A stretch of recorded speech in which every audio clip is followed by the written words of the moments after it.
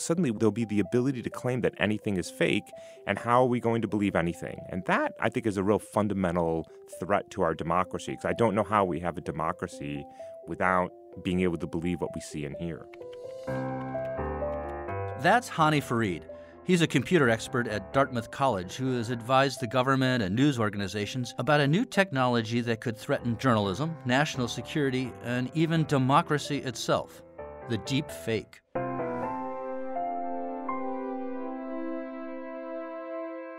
For the Pew Charitable Trusts, I'm Dan LeDuc, and this is After the Fact. Democratic government and smart policymaking depends upon the ability to make decisions using a common set of facts. But in today's world, sorting fact from fiction is harder than ever. Our data point for this episode is 57%. 57% of social media news consumers expect the news they see there to be largely inaccurate. But there's inaccurate because of errors and mistakes made by journalists and others. And then there's whole cloth deception. I'm talking with Hany Farid, a man some have called the Sherlock Holmes of digital misdeeds. Hany Farid, welcome. Thanks for having me. Let's start by helping people understand exactly what it is we are talking about. What is a deep fake? So we're all familiar with fake images, fake video, and fake audios. We've all seen photoshopped images. We've all seen fake video on YouTube. And what deep fake is the general category of the automation of the creation of that using advances in artificial intelligence and machine learning. And, a lot of times we see fake videos, and we know they're fake. They're sort of intended to be entertaining or something. That's not what we're talking about here. We're talking about something much more insidious. Yeah, I think that's right. We're not talking about images or videos of sharks swimming down the street after a hurricane. We are not talking about funny videos of basketballs going 300 yards into the hoop. We're talking about the whole cloth creation that depicts people doing and saying things that they never did. And in some cases, that's done for humor, splicing in, for example, Nick Cage into The Sound of Music. Right. Very funny, very entertaining. Troubling to some, maybe. yeah, maybe disturbing, but funny.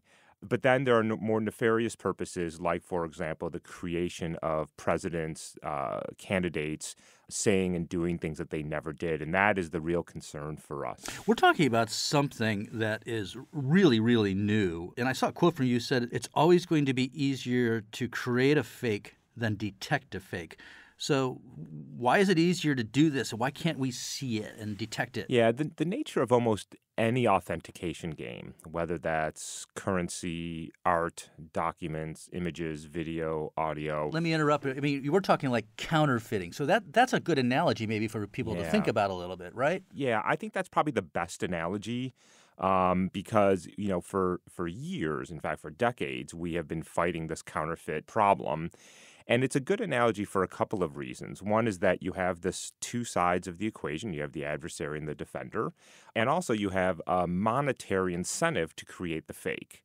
And also in the world we're living in now with deepfakes, there are monetary, and in fact, we are seeing state-sponsored attacks. So think about, for example, back into the cyberspace, spam, malware, viruses, ransomware.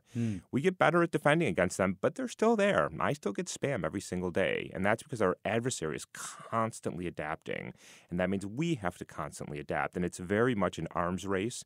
It very much is constantly escalating, and you never really solve it, and you sort of control it a little bit, you minimize the damage, but it's always there. There's always that threat there, and I think that's probably the game we're going to play with this type of content as well. And it's particularly nefarious now, and it's particularly problematic now because the content is being created by computers. So we've taken, in many ways, the human out of the loop. So the time and the expertise and the expense to create the fake is largely gone now.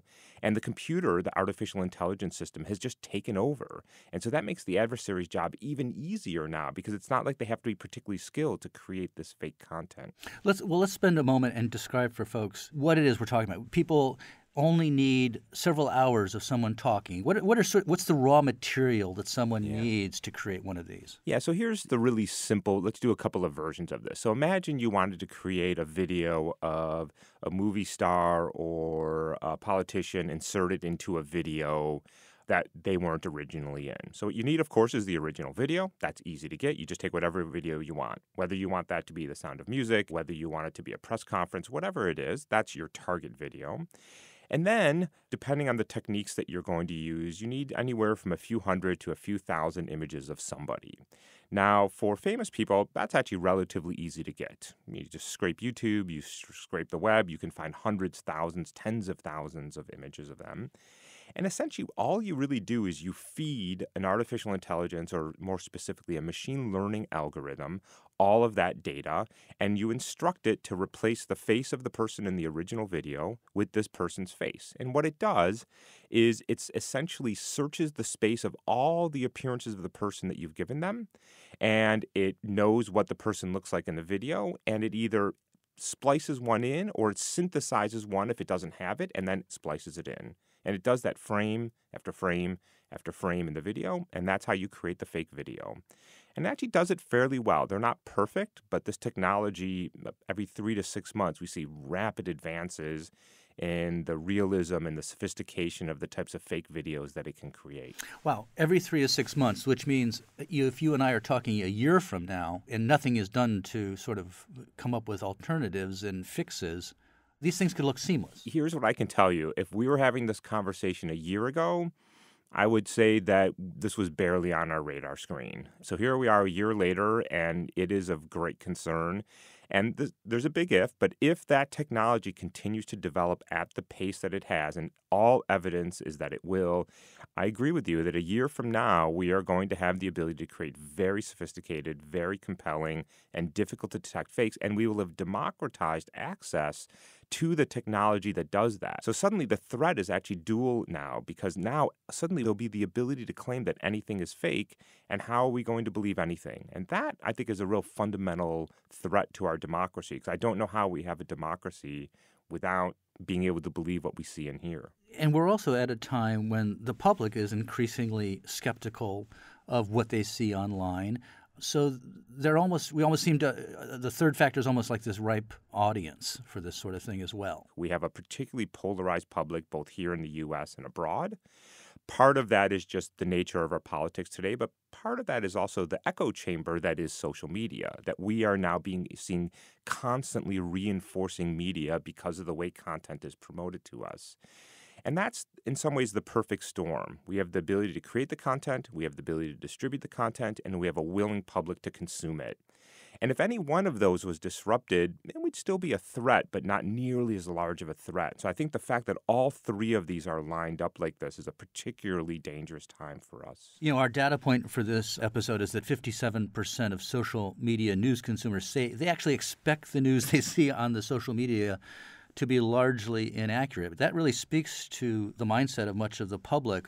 But I do wonder if they're really thinking about, is the news they're seeing purely a deep fake? Yeah, I wonder what people think when they say inaccurate, because what we know is that it's not just inaccurate. In some cases, it's just outright false. It's just completely made up, sometimes intentionally so. I find that number, by the way, incredibly disturbing. And I find it particularly disturbing when you look at another number, which says that now more than half of Americans get the majority of their news from social media. So put those two numbers together, and I think that is something that we should be very, very concerned about. And let's emphasize that this is not some scientists at places like Dartmouth and Berkeley and elsewhere who are just sort of talking about hypothetical threats, or the broader potential threat at the sort of world political level has led the government to take this seriously. You're working with the Defense Advanced Research Project. That's sort of the Pentagon's think tank, right? Yeah, that's right. So DARPA, about 4 years ago, started getting serious about developing technology to detect fake content. And I will say that this was before the explosion in artificial intelligence and machine learning. This was before the word deep fake was even in our vernacular. But we were already concerned about the ability to create fake content, now what we consider the good old-fashioned way with things like Photoshop. And we are particularly concerned about the national security issues. We're concerned about how this can be used to disrupt national elections. We are worried about how media outlets will be able to vet information. We are worried about the threat to movie stars, actors, politicians, average person in their ability to create harmful fake content with them in it. And across the board, we are very concerned about the proliferation of this type of content and what it means to us as a society. And, you said this, and I think it's important to emphasize, this is not abstract. We are seeing real consequences to this. We have seen violence and death in Myanmar, in Sri Lanka, in India, in the Philippines that have been around fake news and fake content. And so these aren't abstract notions anymore. We have seen election tampering both here and abroad in terms of interference from outside parties. So these are not just academics sitting around saying, hey, this is a possible threat. We are seeing real world implications of this, and I think it's the tip of the iceberg. What can we do and what's being done? One of the things that we are working on is developing technology that can, for example, determine that a video of a President Trump or a Prime Minister May or a Chancellor Merkel is in fact them. And I'll just give you some sort of broad strokes on how we do that. So one of the things that we've discovered watching hundreds of hours of our world leaders is that they have particular tics, if you will, or patterns in how they speak. And so one of the things that we've been doing is building what we call a soft biometric that looks for these patterns in how we talk, how we raise our eyebrows slightly when we say a word, how we tilt our head slightly when we, for example, are contemplating something or are upset about something, or how we, for example, smile and how our eyes move and our lips move and our head moves when we do that. And what we are finding are these very strong correlations, and more importantly, that those correlations are disrupted in the creation of a fake because you're sort of creating this chimera of a person. You're putting sort of words into their mouth and you're changing facial expressions that are not consistent. And even though we as humans may not necessarily detect that, but the computer can measure these things extremely accurately and then look for deviations. And so that's one of the things, particularly with respect to world leaders, that we are very concerned about because of the influence, the undue influence that can have on everything from national security to democratic elections. And that gets at authenticating a video like this. But as you were talking about earlier, if someone decides to create a video of a world leader who says we're under attack and we're launching our nuclear weapons, that's going to go viral around the world in seconds. A nanosecond. Yeah. I mean, millions of people will see that in the time it takes me to finish this sentence. So how do we address that speed? I mean, what do we do? This is exactly the right question. So, for example, if somebody sends me a video, I may be able to analyze it hours, days, weeks after its release and come to some conclusion. Okay, fine. But what do you do when you've got 5 seconds to make a decision on the authenticity of video? And while that doesn't happen often, when it does happen, it's going to be serious. The stakes are very high in those moments, yes. So now we have an interesting problem. And let me make the problem a little bit worse for you. Today on YouTube, there are between 400 and 500 hours of video uploaded every minute. So now you've got to deal with that insane amount of data being uploaded on a daily basis and be able to run technology if you want to do it on upload essentially instantaneously. And that is a huge ask. So I don't have a good answer to that. I don't think that any technology that we develop in the next few years will be able to work at that scale. So the best we can hope for is to put this technology in the hands of the National Security Agency, the CIA, the FBI, the law enforcement agencies that are in the end going to have to make these decisions so that when these videos are released, there is somebody in power who can have the tools that they need to make an assessment. And, this is essentially the same type of questions we've had with physical weapons, right? How do we distribute these things in a way that protects us, protects our allies, but doesn't arm our adversaries? And I think it's a very analogous position, and I don't have great answers to this. It's constantly changing. The landscape is constantly changing.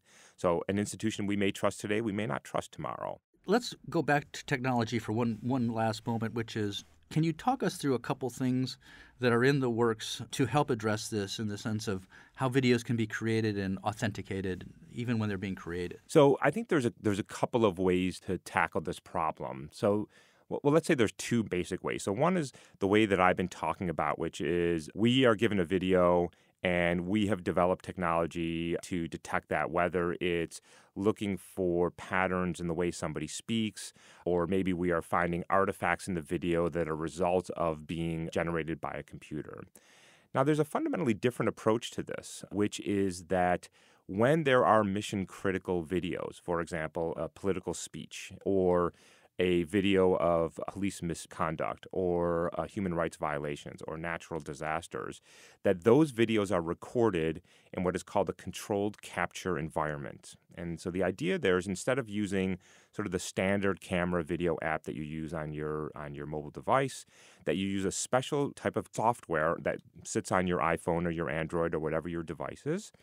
And what it does is, at the point of record, and exactly at the point of record, it cryptographically signs the content, puts that signature on the blockchain, which is essentially a distributed ledger that makes it very difficult, if not impossible, to manipulate that signature.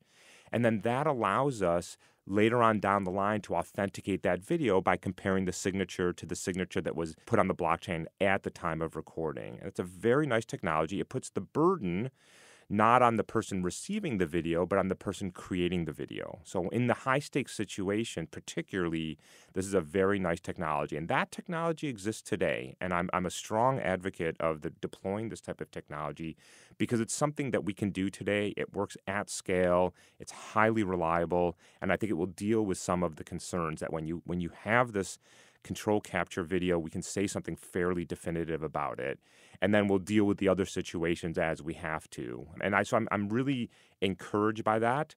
I will say that on the other side, the more forensic analysis side, people like me are outgunned. There's probably 100 to 1,000 to 1 more people developing the technology to manipulate content than there is to detect.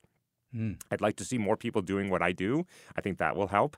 But I think also we're going to have to come to grips with how we deploy that technology, how we release that technology, who has control of that technology. Ideally, what I would do is I would tell you there's a technological solution, that there's a button you can push that will authenticate content for you. There's not, and there won't be for a while. So now we revert back to the human component. So maybe we can offer some advice to just the average person who sits down and looks at their laptop or their phone, which they do countless times a day now, knowing that this is a possibility out there. What can the average person start doing? I think that there's a couple of things that we as the consumer, as the public, can do as we consume content online. Number one is slow down. The fact is, the internet moves very, very fast. We move very, very fast on the internet. We are blowing through things, largely reading headlines, retweeting, liking, sharing without really digging in. And we have to slow down. We have to slow down in how we consume content. We also have to become more critical without becoming cynical. We also have to understand that, particularly on social media, the content that is being fed to us is going through a filter. It is being catered to you, and we should understand that, and that's really important. So understand that the content being provided to you on social media is being provided to you to keep you on that platform for as long as possible. And so we have to get out of that echo chamber. We have to understand that there are diverse views out there, even if we don't agree with them, and I think become more critical and thoughtful. I also think that there is very, very good fact-checking out there. There's the Snopes.com, there's the PolitiFact. There are many, many websites out there that try and do a fairly good job of quickly dealing with rumors and false stories. And it doesn't take that long to look those up before we are sharing and retweeting and liking. And understand that when you do that, you are part of the problem. You are part of the fake news problem. You are part of the virus. You are spreading the virus. And we need to, as individuals, take responsibility for our part in that. Hany Farid, thank you so much. And let's tell our listeners that, yes, you, in fact, were sitting in front of a microphone at Berkeley, and I was sitting at a microphone in Washington, and this conversation was actually what they just heard. I will attest to that. Thanks. Thank you very much. If you want to learn more about how this works and see an example of a deep fake, visit our website at pewtrust.org/afterthefact. There you can watch a video that claimed to show a commercial airliner doing a 360-degree flip before landing. You won't believe your eyes, and you shouldn't. You can also find previous episodes related to this conversation, including our chat with Arathi Prabhakar, the former director of the Defense Advanced Research Projects Agency, about the power and the peril of new technologies. Thanks for listening. For the Pew Charitable Trusts, I'm Dan LeDuc, and this is After the Fact.